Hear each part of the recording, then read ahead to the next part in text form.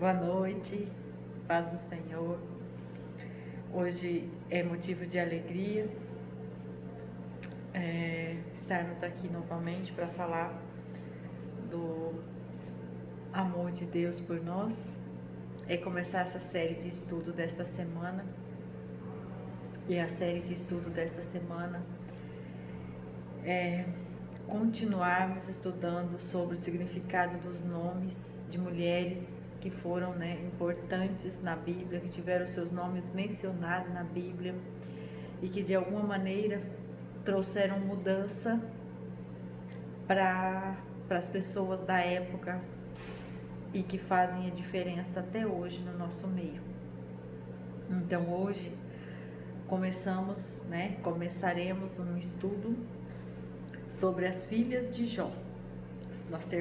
Acabamos de terminar um estudo sobre as filhas de Zelofeade, onde nós vimos que essas meninas lutaram para ter como posse a herança que o pai delas havia morrido e não deixou filhos homem.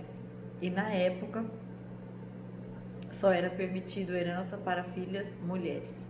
Quer dizer, só era permitido deixar herança para filhos homens, não era permitido para filhas mulheres. E elas foram e buscaram esse direito e conseguiram.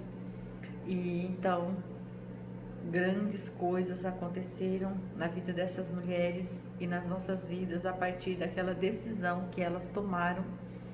E até hoje isso é um benefício que nós temos se comparado com o que acontecia antes com as mulheres de antes dessas meninas terem tomado essa decisão. E assim, uma das mulheres que foram abençoadas por causa já daquilo que as filhas de Zelofeade reivindicaram são essas meninas, filhas de Jó. Já na Bíblia já relata, nós vamos aprender durante esta semana, que elas tiveram a herança delas repartida de igual parte, conforme foi repartido para os meninos. Então a gente já percebe os frutos daquela busca que aquelas meninas fizeram logo depois, com o passar do tempo, não sei quanto tempo que aconteceu entre essas as filhas de Zelofeade e as filhas de Jó. Mas o fato é que a Bíblia faz questão de de mencionar que as filhas de Jó tiveram a herança repartida de igual parte, conforme teve com os meninos, conforme o Senhor tinha determinado, e traz a referência lá de Números 27, onde Deus falou com Moisés dizendo que as filhas de Zelofeade tinham feito bem em pedir a possessão da herança que cabiam a elas. Então, assim, nós vamos aprender muito essa semana, vamos ficar conectadas, vamos prestar atenção, porque o Senhor tem para nós algo novo nesta semana, através de Jemima, Késia e Querem-Apuk, que são as 3 filhas de Jó que nós vamos estudar.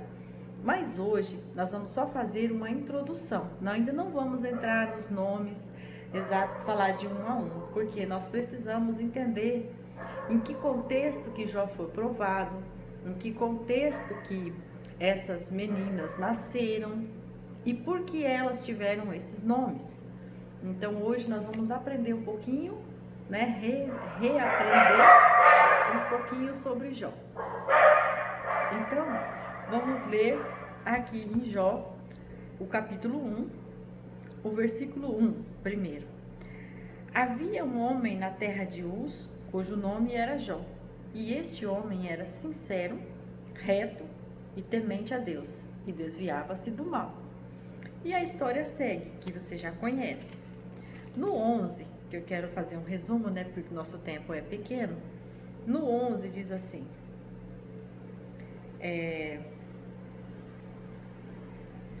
eu vou começar do 8, que dá mais entendimento. E disse o Senhor a Satanás: observaste tu o meu servo Jó? Porque ninguém há na terra semelhante a ele, homem sincero e reto e temente a Deus, e desviando-se do mal. Então respondeu Satanás ao Senhor e disse: Porventura teme Jó a Deus debalde? Porventura não o cercaste tu de bens a ele e a sua casa e a tudo quanto tem? A obra de tuas mãos abençoaste e o seu gado está aumentando na terra? Mas estende a tua mão e toca-lhe em tudo quanto tem, e verás se não blasfema de ti na tua face. E aí eu vou lá para o 22. Em tudo isso, Jó não pecou, nem atribuiu a Deus falta alguma. O que é que eu quero aqui para a gente, comentar hoje, meditar? Primeiro, Jó, ele era um homem temente a Deus, ele não tinha pecado, assim, ele tinha pecado, com certeza, mas ele não era um cara que queria pecar, ele se desviava do mal, ele estava de uma maneira sempre procurando agradar a Deus. E o que acontece? O diabo foi tentar, foi questionar a Deus por esta situação. E quando isso acontece, o Senhor, o próprio Senhor dá testemunho de Jó. Veja que ali não foi os amigos de Jó dizendo, olha como Jó é bom, como Jó é temente a Deus.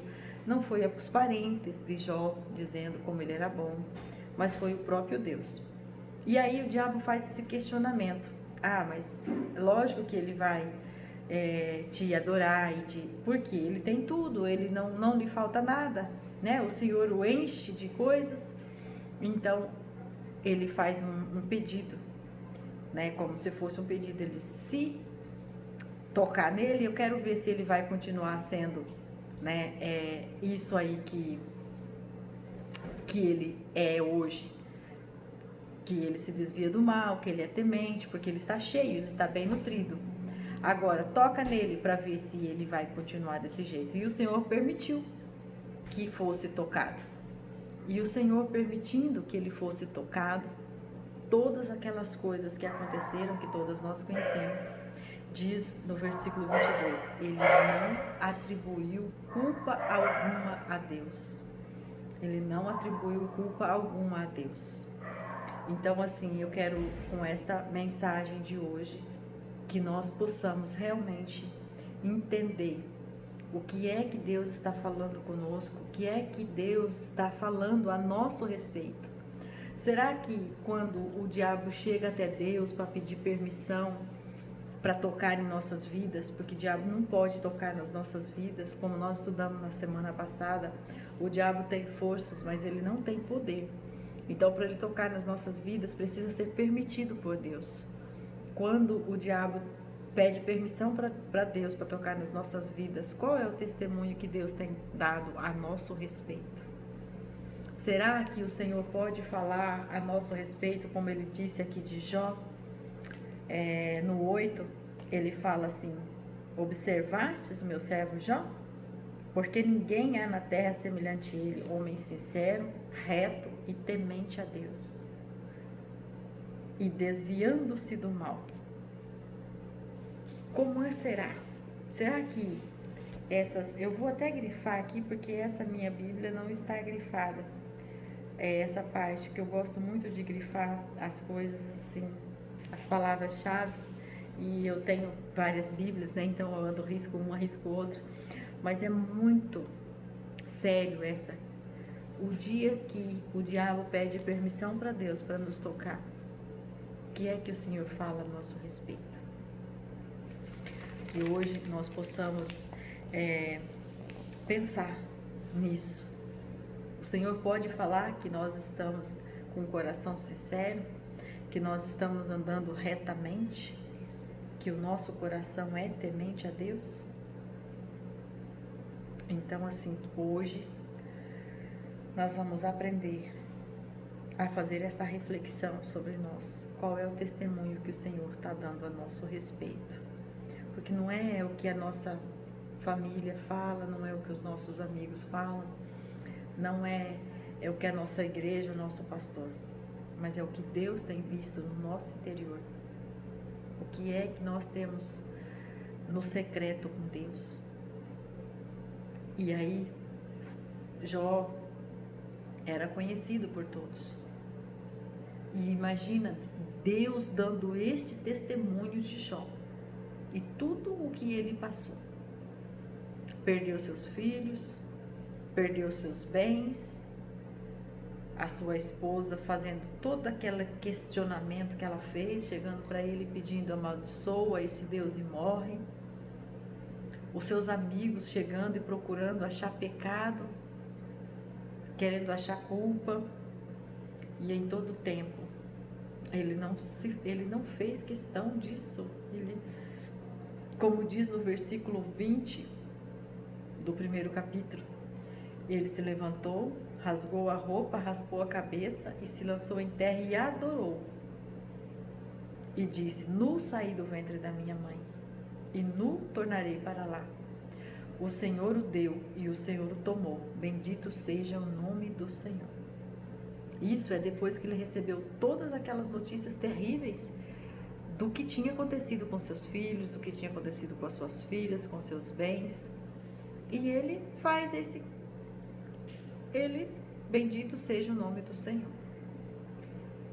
E aí, neste momento, ele deixa, o diabo envergonhado, porque o diabo estava certo de que quando as coisas acontecessem, ele ia começar a culpar, mas que Deus é esse, Mas lá na frente, quando a mulher dele vem questionar e vai dizer para ele, amaldiçoa esse Deus e morre, ele diz assim,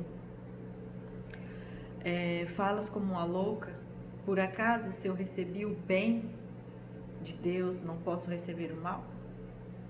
E em momento algum ele atribuiu qualquer tipo de crédito a Satanás.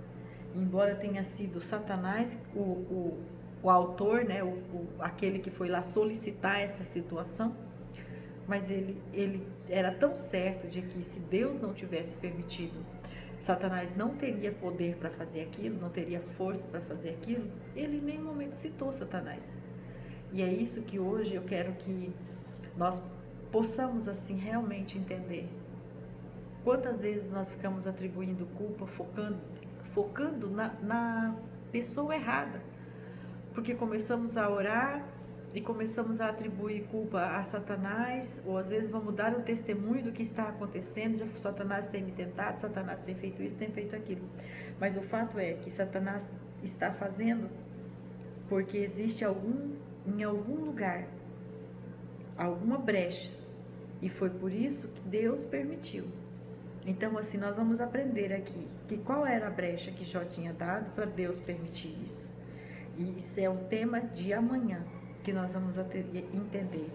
Porque Jó, ele era reto e íntegro, se desviava do mal e era temente a Deus. Mas existia uma falha e nós vamos aprender amanhã sobre esta falha, razão pela qual o Senhor permitiu que isso acontecesse. Isso foi o que eu entendi enquanto estudava isso. Então nós vamos aprender amanhã sobre isso. Hoje nós encerraremos aqui e eu já vou gravar o outro vídeo para dar oração. Amém?